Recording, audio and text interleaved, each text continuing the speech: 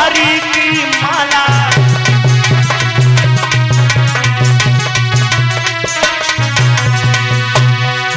और बढ़िया सो गए कम्बल काला, और तुम जपो हरि की माला।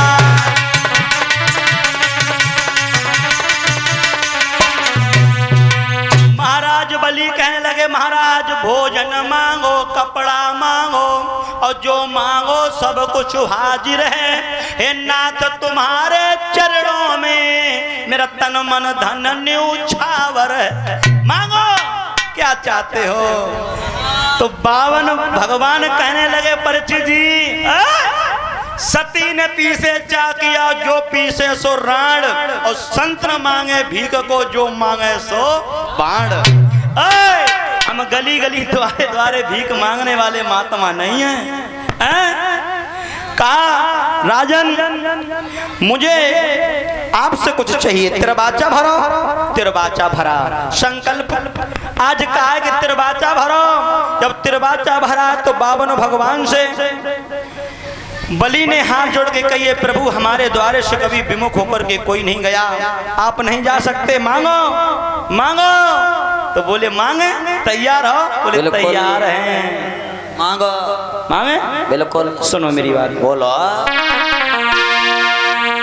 तो बाबा ने बोले चाहिए नहीं, और तेरी धन दौलत मोए और रकम।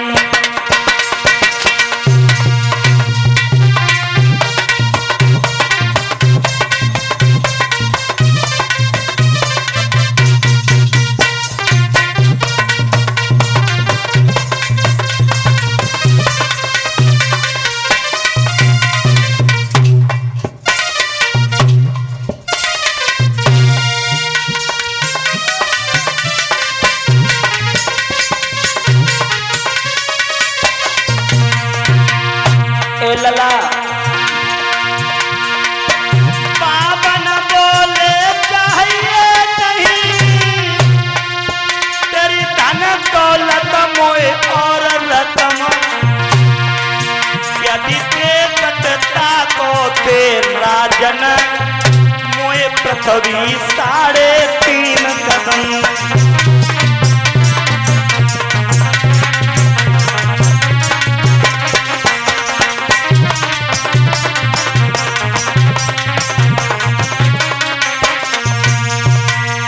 महाराज बलि गान लगे, आए महात्मा तेरो बुरो हुए।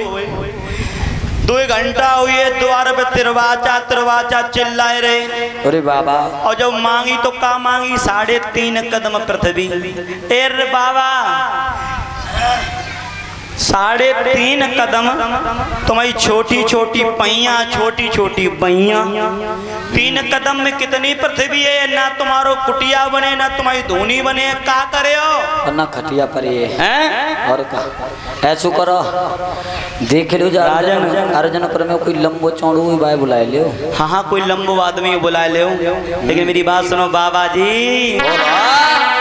तो उसी समय विश्वामित्र के बहनोई अजीकृत आ गए, और ब्राह्मण जब वहां पहुंचे हैं तो उन्होंने कहा, बेटा क्यों रो रहे हो। तो कही है कि हमारे पीछे वरुण जी पड़े हैं, वरुण कह रहे हैं कि मुझे यज्ञ में बलि दे दो। तो प्यारे आज अजीकृत ब्राह्मण ने कहा है कि रोहित हमारे 3 पुत्र हैं, और हम एक पुत्र को बलि के रूप में दे देंगे, उसके बदले मुझे क्या दोगे। बोले 1000 गायें। आज गए हैं 1000 गायें जब दी हैं अजीकृत ब्राह्मण को, तो लोभ में फंस गए। और लोभ में जब फंसे हैं तो मन से ये पूछा गया कि कौन सा बेटा बलि चढ़वाओगे। तो आज मैया ने तो छोटो वालों पकड़ लो, और बाप ने बड़ो वालों पकड़ लो।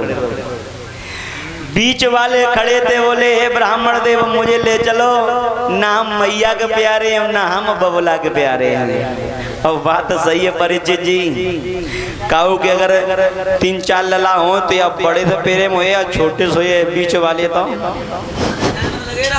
लाइन में लगे रात। आज प्यारे भक्तों, जिस समय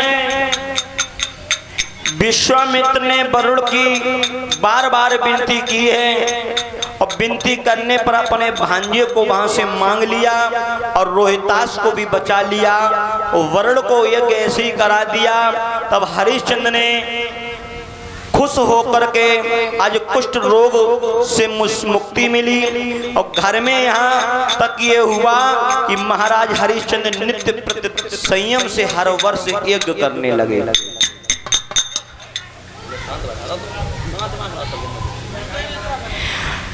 महाराज हरिश्चंद्र उसी समय से सीख गए, हर साल यज्ञ करने लगे। इतने नहीं, इतने यज्ञ किए, इतने धर्मात्मा राजा बने हैं जिनकी चर्चाएं सारे संसार में फैल गई। महाराज हरिश्चंद्र 99 यज्ञ कर चुके हैं, 100वें यज्ञ की तैयारी है महाराज हरिश्चंद्र की सद्भक्तों। और नतीजा तो ये हुआ, जब कोई ज्यादा उठता है तो उनकी चर्चाएं दूर दूर तक हो जाती हैं। इधर इंद्र का दरबार लगा है और इंद्र के दरबार में बैठे हैं वशिष्ठ, विश्वामित्र, बड़ा सुंदर दरबार लगा है। तो वशिष्ठ कहने लगे, हे विश्वामित्र, हे देवताओं, हे राजाओं, सभा में बैठे हुए सभी ध्यान से सुनो कि मेरा शिष्य हरिश्चंद्र धर्म में सबसे आगे है। विश्वामित्र को ये बात अच्छी नहीं लगी, कान लगे, वशिष्ठ जी कहिए। जब तक किसी की परीक्षा ना हो जाए शिवम, और तब तक किसी की प्रशंसा करने के योग्य नहीं होना चाहिए। वशिष्ठ जी, हाँ, तुम्हें नहीं मालूम है? क्या नहीं मालूम है? हमारा शिष्य प्रशंसा करने योग्य है। क्यों? क्योंकि हमारा शिष्य धर्म में सबसे आगे जा रहा है। वशिष्ठ जी एक बात कहूँ, बोलो, बुरा ना मानो तो बोलो बोलो। समझा कर बोले हैं विश्वामित्र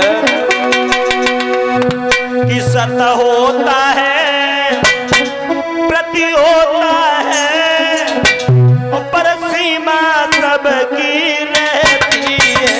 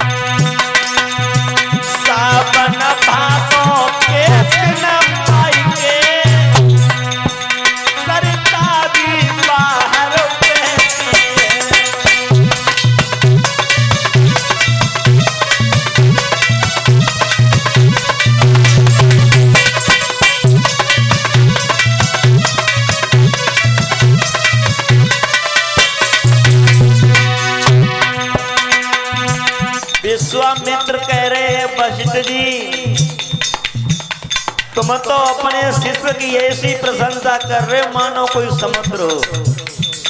सावन और भादों के महीना में छोटे छोटे नदी तालाब उफना करके बह देते हैं। ए वशिष्ठ जी, स्वामित्र, तुम क्या सब में गिनती कर रहे हो हमारे शिष्य की? अरे सब में गिनती नहीं कर रहा हूँ, तो मेरी बात सुनो। बोलो। सोना भी खूब चमकता है, जब तक दिखलाओ में आँख नहीं। बाबा तेरे लेकर की बात की गई अभी तक जान में।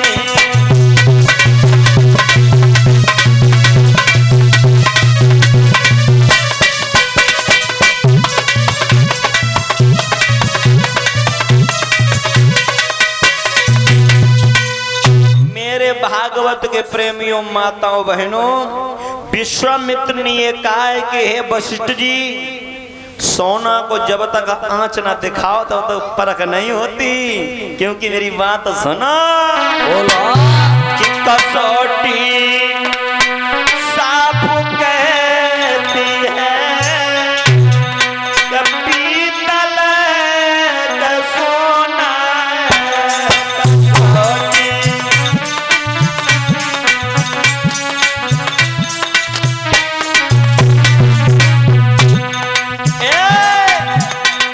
कसौटी साफ कहती है,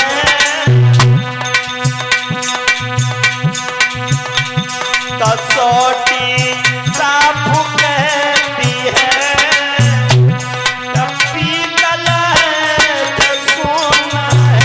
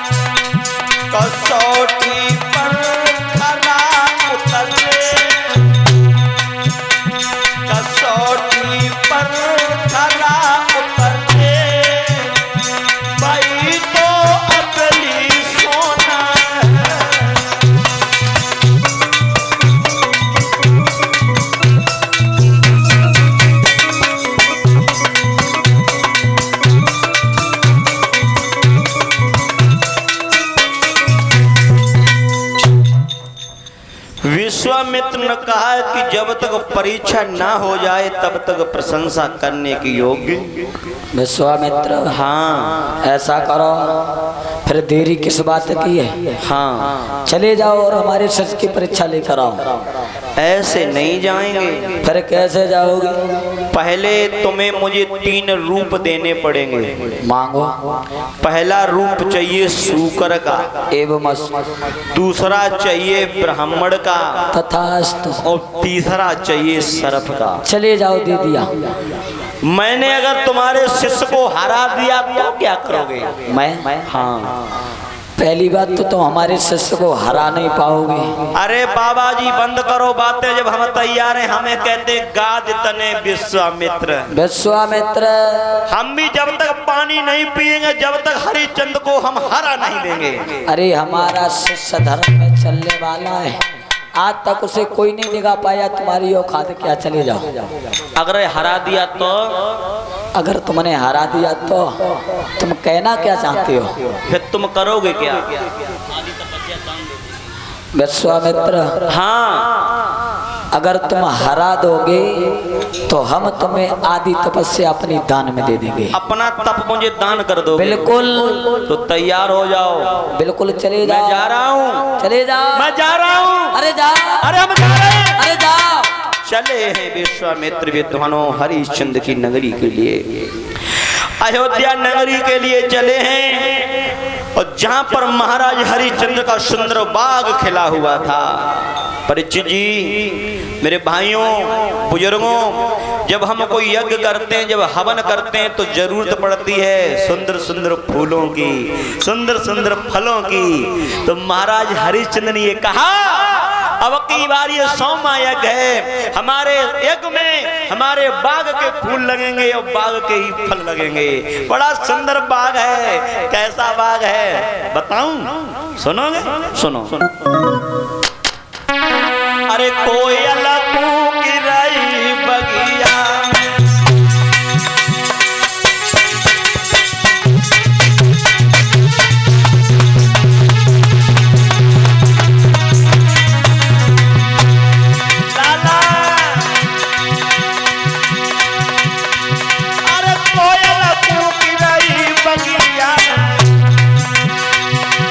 आ रही मधुर सुगंध बगिया में।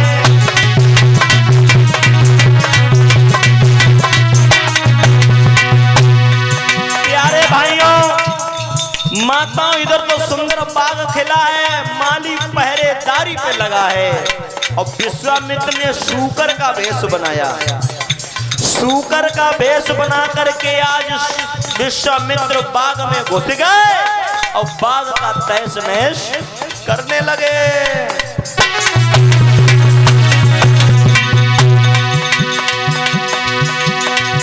अरे सुंदर बाग हमारे राजा को भैया ज्ञान भी चली नहीं जाए। सुंदर फूल के बाग में खिल रहे, जिनकी शोभा न परनी जाए।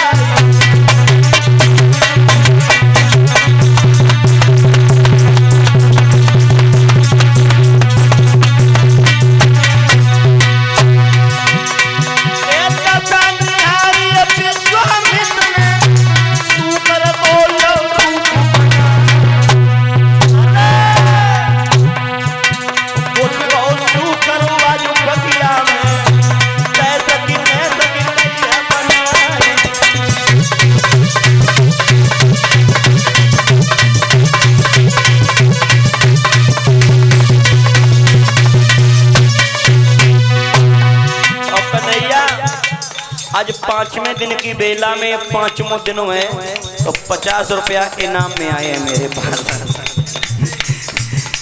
ये हमारे श्रीमान राजेश सिंह भैया जी हैं और इन्हीं की कृपा है जो इस अपना गांव अपना क्षेत्र दिखाया है। उनके सुपुत्र आदित्य और रौनक जी की तरफ से 50 रुपया जो 5वें दिन के दिन में पुरस्कार मिलो है। चलो लेकिन आया तो है।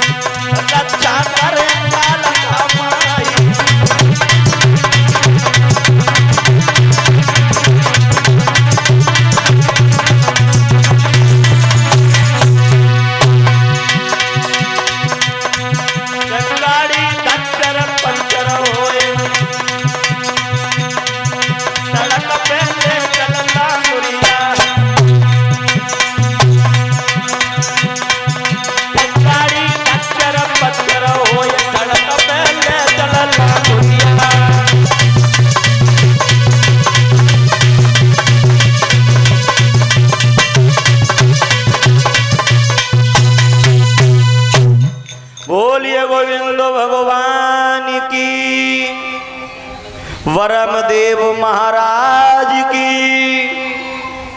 परीक्षित जी, विश्वामित्र ने सूकर बन करके महाराज हरिश्चंद्र का सारा बाग और बाग ही नहीं उजाड़ा बल्कि माली को घायल कर दिया।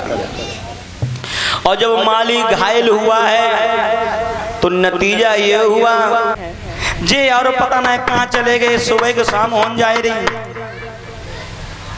ये अब लौट के ना आए। तब तक देव ऋषि बाबा नारद